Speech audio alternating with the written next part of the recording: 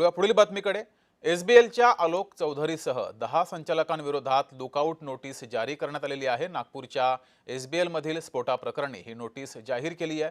आरोपी विदेशात पळून जाण्याची शक्यता असल्याने लुकआउट नोटीस जारी करण्यात आली आहे। सध्या या कंपनीचा मालक फरार आहे, त्याचा पोलीस शोध घेत आहेत।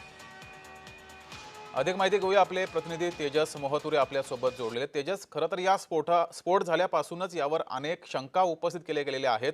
त्यानंतर पोलिसांनी तपास मोहीम सुरू केली, मात्र आरोपी अद्यापही काही फरार आहेत अशी माहिती समोर येते। आता लुकआउट नोटीस जारी केली, अधिक माहिती या संदर्भात।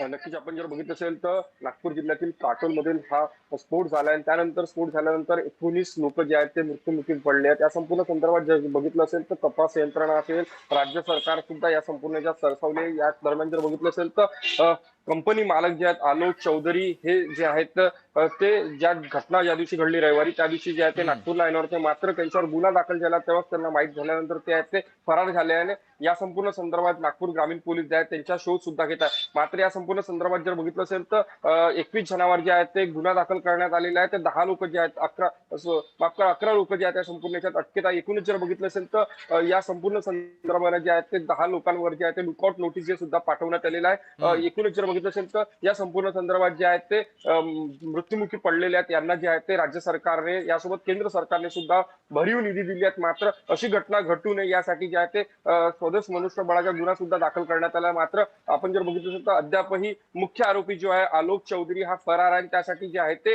कंपनी ठीक मालकासह आहे, व्यवस्थापक असेल यासोबत सुपरवायझर यांना जे आहे ते लुकआउट नोटीस पाठवण्यात आलेलं ठीक आहे। आहे। तेजस, तुम्ही असेच जोडलेले रहा।